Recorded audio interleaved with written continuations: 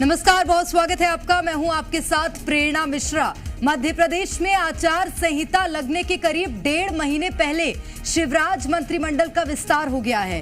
3 विधायकों को मंत्रिमंडल में जगह दी गई है। राजेंद्र शुक्ला, गौरीशंकर बिसेन, राहुल सिंह लोधी ने शपथ ली है, जिससे सरकार ने चुनावी साल में जातिगत क्षेत्रीय समीकरण साधने के साथ ही नाराजगी दूर करने के लिए ये दांव चला है। विंध्य से राजेंद्र शुक्ला को जगह देने का मतलब है कि इस क्षेत्र में मजबूत पकड़ सरकार बनाए रखना चाहती है। महाकौशल में बिसेन के जरिए ओबीसी कार्ड खेला गया, वहीं राहुल सिंह लोधी के जरिए बुंदेलखंड जीतने की रणनीति बनाई गई है। सियासी गलियारों से अंदर खाने से खबर यह भी है कि मंत्रिमंडल विस्तार को लेकर शिवराज सिंह ने सीनियर नेताओं की बात ही नहीं सुनी, उनकी नसीहत को नकार दिया और मंत्रिमंडल विस्तार कर दिया, जिसका नतीजा ये हो सकता है कि पार्टी के सीनियर विधायक शिवराज सिंह से नाराज हो सकते हैं। वहीं ब्राह्मण, ओबीसी और उमा भारती को खुश भी करने की शिवराज सिंह चौहान की मजबूरी है।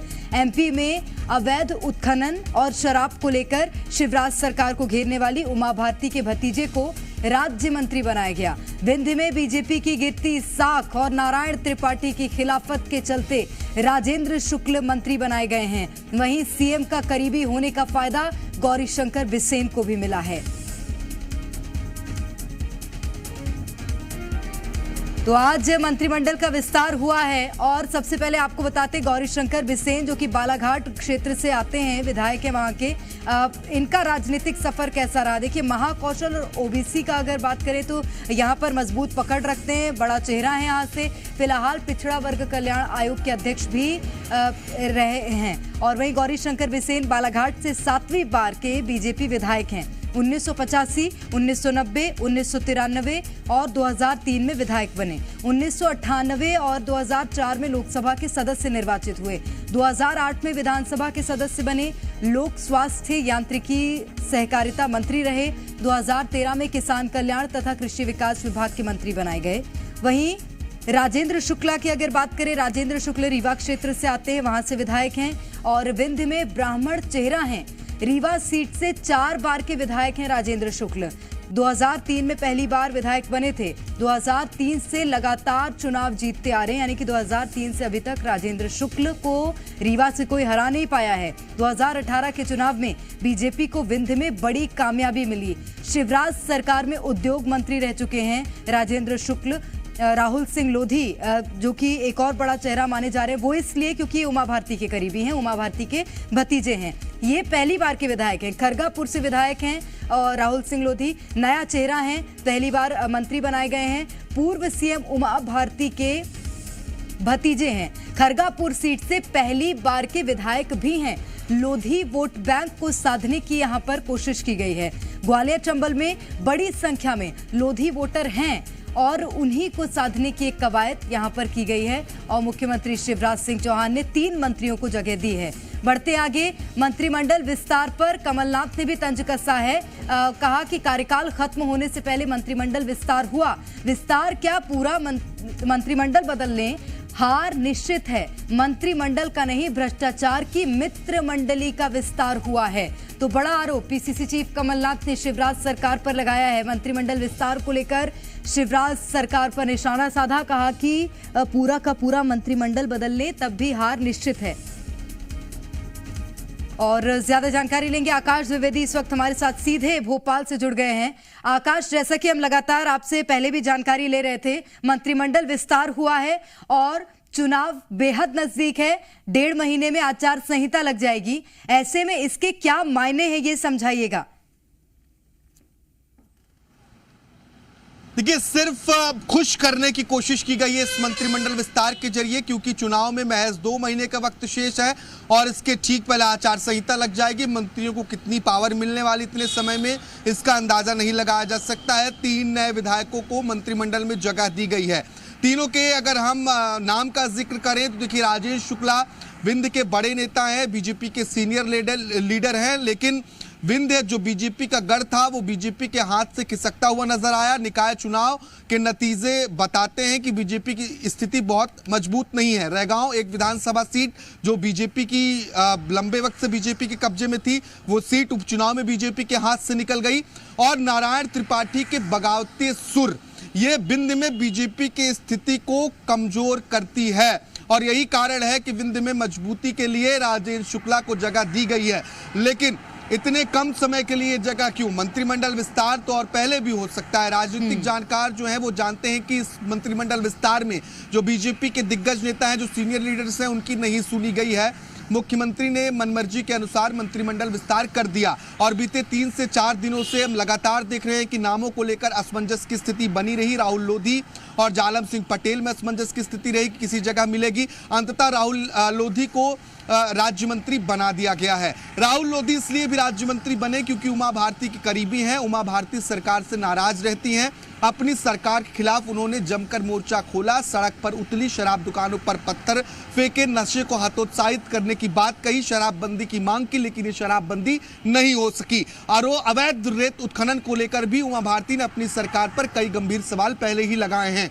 अब उमा भारती के साथ ही लोधी समाज को खुश करने के लिए राहुल लोधी को जगह दी गई है। अब ये कितने खुश होते हैं ये आने वाला वक्त बताएगा। गौरीशंकर बिसेन महाकौशल से आते हैं। महाकौशल में लगातार हम यहाँ के पूर्व मंत्री देखिए अजय विश्नोई की बगावत देखते आए हैं। वो अपनी पार्टी को कटघरे में खड़े करते रहे हैं और वो नाराजगी दूर करने के लिए, ओबीसी को साधने के लिए गौरीशंकर बिसेन को जगह दी गई है। गौरीशंकर बिसेन फिलहाल ओबीसी कल्याण वर्ग आयोग के अध्यक्ष हैं, लेकिन इनके अध्यक्ष रहते मध्य प्रदेश में ओबीसी को पूरी तरीके से 27% आरक्षण निकाय और पंचायत चुनाव में नहीं मिला। चुनाव हुए तो ये रोस्टर के हिसाब से आरक्षण लागू हुए, मामला सुप्रीम कोर्ट तक पहुंचा और यही वजह रही कि ओबीसी कल्याण वर्ग को अपनी रिपोर्ट सौंपनी पड़ी।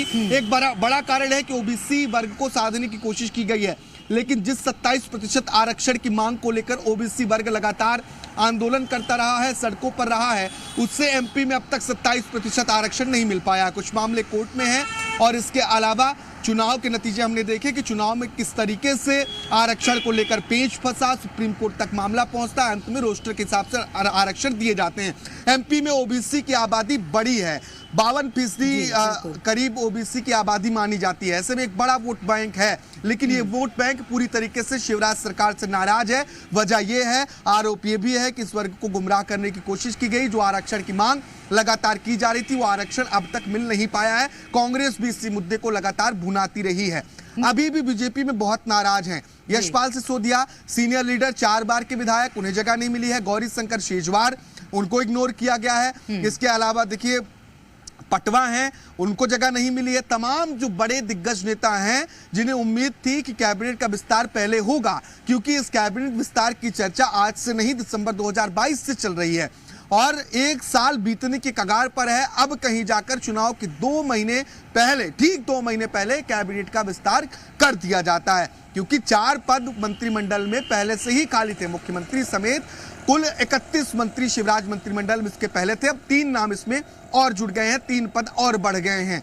तो कैबिनेट का विस्तार और पहले भी हो सकता था, लेकिन टिकट बंटवारे के बाद और गुटबाजी बीजेपी में सामने आई। बगावत के सुर हम लगातार सुन रहे हैं। जिन क्षेत्रों में, जिन 39 विधानसभा सीटों पर भारतीय जनता पार्टी ने टिकट बांटे हैं, अब बड़ा सवाल यह है कि इन 3 बड़े नेताओं को जिम्मेदारी देने से क्या विंध्य, महाकौशल और इसके अलावा बुंदेलखंड, इन 3 क्षेत्रों में जो एमपी के तीनों बड़े क्षेत्र हैं, क्या वहां पर बीजेपी के बगावती सुर रुक जाएंगे? क्या उमा भारती संतुष्ट हो जाएंगी? क्या नारायण त्रिपाठी के बोल बदल जाएंगे? क्या अजय विश्नोई अब सरकार के साथ आ जाएंगे? ये तमाम बड़े सवाल हैं अभी, और ये सवाल बनना लाजमी भी है। जिस हिसाब से राजनीतिक और जातिगत समीकरण बिठाने की कोशिश की गई है, नाराजों को खुश करने की कोशिश की गई है, वो उससे सवाल बन रहे हैं। गौरीशंकर बिसेन सीएम के करीबी हैं, उन्हें कैबिनेट में जगह दी गई, ओबीसी वर्ग को साधने की कोशिश की गई। ठीक है, मैं लौटूंगी आकाश आपके पास। इस वक्त कांग्रेस से संगीता शर्मा जी हमारे साथ अपना पक्ष रखने के लिए जुड़ गई हैं।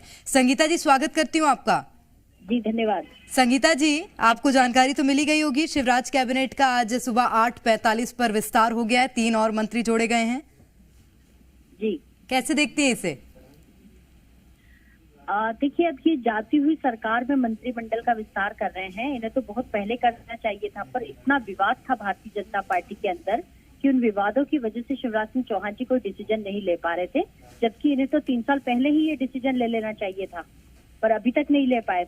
और दूसरी बात कि अब ये विस्तार के बाद आप देखिएगा कि भारतीय जनता पार्टी के अंदर कितना विरोध निकलकर सामने आता है। किन्हें बनाया किन्हें नहीं बनाया, किसको साधा किसको नहीं साधा। और इस जो मंत्रिमंडल में आना चाहते थे वो लोग भी काफी ज्यादा थे इनके यहाँ, वो भी चाहते थे कि हमें बनाए। पर अब जैसे अभी ठीक है, मैं संगीता जी आपके पास लौट रही हूँ, बीजेपी से भी पक्ष ले लेते हैं। रजनीश अग्रवाल जी हमारे साथ बीजेपी से जुड़े हुए हैं। रजनीश जी, ये मंत्रिमंडल विस्तार हुआ है, बहुत कम समय चुनाव में बचा है, आचार संहिता लगने में महज 1.5 महीने, ये जनता के भले के लिए हुआ है, जनता के कल्याण के लिए हुआ है या बीजेपी के राजनीतिक फायदे के लिए? नहीं करेगी तो कैसे हो जाएगा? जनता वोट करने वाली है और अगर हमें पसंद नहीं करेगी तो फिर हम ये निर्णय क्यों करते? तो जनता की पसंद ही राजनीतिक फायदा होता है। एक पहली बात तो क्लियर कर लीजिए आप, क्योंकि हम चुनाव में जाने वाले हैं, नवंबर के माह में चुनाव होने वाले हैं। तो ये राजनीतिक फायदा और जनता की पसंद दो अलग अलग चीजें नहीं है, क्योंकि चुनाव में राजनीतिक फायदे नहीं तो सर, जनता की पसंद तो पहले भी हो सकती थी ना, जब दिसंबर 2022 से बात चल रही थी, आप 2023 अगस्त तक आ गए। ये तो हम तय करेंगे, हमारी सरकार तय करेगी, मुख्यमंत्री शिवराज जी तय करेंगे। तो वही तो सर मेरा सवाल है कि फिर अगर मुख्यमंत्री ने तय किया तो क्या जनता की भलाई आप महज 1.5 महीने में करवा पाएंगे इन मंत्रियों से? वही मेरा जवाब है, जी। वही मेरा जवाब है। जब जनता की आकांक्षाओं को पूरा करने का और सही अवसर उन्होंने जिस प्रकार से समझा तब हमने किया।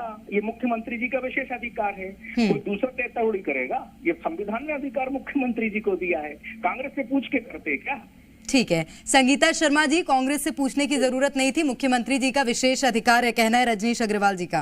तो जो अभी आपने सवाल किया वो बिल्कुल सही किया था। उन्होंने कहा था कि कोई महज 2 महीने पहले, 1.5 महीने पहले क्यों, इसके पहले भी तो कर सकते थे। ये तो क्या है, पूरी तरीके से अपने मंत्रियों को मलाई खिलाने का तरीका है, जो 1.5 महीने पहले किया गया है, इसके पहले भी कर सकते थे। और ये जनता के साथ धोखा है, इन्होंने ये पूरी तरीके से ये कह रहे हैं जनता के हित में किया है, तो जनता को तो धोखा किया है इन्होंने। ये 4 मंत्रियों की जरूरत थी आपको इतने समय पहले से, तो शिवराज जी डिसीजन क्यों नहीं ले पा रहे थे? अब जिन्हें लास्ट मोमेंट पर मलाई खिलाना है उन्होंने बना दिया है, तो पूरी तरीके से ठीक है। मैं संगीता जी, रजनीश जी, आप दोनों के पास लौट रही हूँ। आकाश हमारे संवाददाता जुड़े हुए हैं और आपसे कुछ सवाल लेना चाह रहे हैं। आकाश, आप सवाल कर सकते हैं। रजनीश जी, 3 बड़े नेताओं को जगह मिली है, महाकौशल से गौरी शंकर बिसेन है, बिंद से राजेश शुक्ला जी हैं और राहुल लोधी जी बुंदेलखंड से हैं। क्या इन 3 नेताओं को जगह मिलने से जो बगावती सुर है नारायण त्रिपाठी, इसके अलावा उमा भारती जी के, या फिर हम अजय बिश्नोई जी की बात करें, वो थम पाएंगे? मैं आपसे निवेदन करता हूँ, इन दोनों नेताओं से, नारायण त्रिपाठी जी के बारे में पार्टी ने बहुत पहले टीका टिप्पणी करना बंद कर दी है, आपको भी शायद जानकारी होगी। बाकी अजय बिश्नोई जी के बारे में जो आप गलत उल्लेख कर रहे हैं, मैं आपसे निवेदन करता हूं कि आप अजय बिश्नोई जी या उमा भारती जी से बाइट लेकर आइए। किसी प्रकार की नाराजगी सरकार से या भाजपा से है क्या? ये बिल्कुल गलत अवधारणा है। आप अपने मन से उनके माध्यम से ये ठोके जाए कि वो नाराज हैं, ये उनका भी अपमान है। बिल्कुल गलत बात है ये आपकी। सर ये सवाल इसलिए बनता है क्योंकि उमा भारती इसके पहले सड़कों पर थी, रेत उत्खनन को लेकर अभी हाल ही में उन्होंने सवाल उठाए, और इसलिए सवाल वाजिब है। के मन के भ्रम है, कोई नाराजगी नहीं है। सरकार के साथ में, भारतीय जनता पार्टी के साथ में आदरणीय उमा भारती जी और आदरणीय अजय बिश्नोई जी पूरी तरह साथ में। मैं तो आपको चैलेंज कर रहा हूँ, जाइए बाइक लेके आइए। नहीं सर, साथ में तो है। आकाश ये नकार नहीं रहे कि साथ में नहीं है, ये तो आकाश तो ये कह रहे हैं कि उमा भारती ने सवाल उठाए। आकाश जो कह रहे हैं वो मैं समझ रहा हूँ, जो आकाश कह रहे हैं उसका उत्तर में मैंने जो कहा है वो आप समझने की कोशिश करिए। किसी भी नेता को नाराज बताकर अपने मन का विश्लेषण कुछ भी देने का कारण ना हो, उनका अपमान होता है। ये रजनीश जी, मैं माफी चाहूंगी आपसे, लेकिन आप मेरे संवाददाता का भी अपमान कर रहे हैं। वो फील्ड पर रहते हैं, वो अलग अलग नेताओं से बातचीत भी करते हैं और मध्य प्रदेश में समीकरण क्या चल रहा है उनको बहुत बेहतर ढंग से पता है। मैं लौटूंगी रजनीश जी आपके पास। संगीता शर्मा जी, सवाल मेरा आपसे है, अगर इस तरह से आज जिस तरह से मंत्रिमंडल विस्तार हुआ है, बहुत अहम क्षेत्र है मध्य प्रदेश के, बुंदेलखंड की बात कर लें, महाकौशल की बात कर लें या विंध्य की बात कर लें, कांग्रेस को घाटा तो नहीं होगा?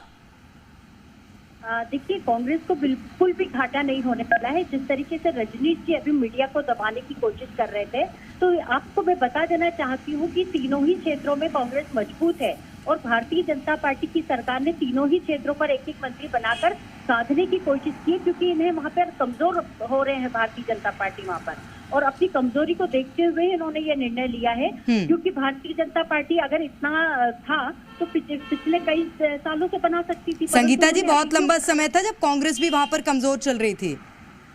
देखिए, कांग्रेस अब कमजोर नहीं है, वहाँ उस समय कमजोर थी। आपने देखा होगा हमारा निमाड़, मालवा, विंध्य, महाकौशल अब सब कुछ मजबूत हो चुका है। 50% की कमीशन की सरकार को कोई नहीं चाहता है रखना, और इस कमीशन खोरी के ही कारण, इनके भ्रष्टाचार के कारण ही 2023 में इनकी सरकार जाने वाली है। रजनीश जी जितना साधने की कोशिश करें, इन्हें याद होगा उमा भारती जी ने जब शराबबंदी की बात की थी, और अब आजकल अचानक शराबबंदी की बात क्यों छोड़ दी? इन्होंने नशा मुक्त प्रदेश की बात की थी, अचानक क्यों छोड़ दिया? क्योंकि प्रीतम लोधी को इन्होंने पार्टी में वापस ले लिया, टिकट दे दिया, और राहुल लोधी को मंत्री बना दिया। अब आप इससे समझ जाइए कि किस तरीके से इनकी साठगांठ चल रही है, परंतु विरोध सामने आ रहा है 39। निश्चित रूप से, और इस विस्तार का क्या प्रभाव अब चुनावों पर पड़ता है ये देखना होगा। संगीता जी, आपका बहुत शुक्रिया। रजनीश अग्रवाल जी, आपका भी बहुत शुक्रिया हमारे साथ जुड़ने के लिए।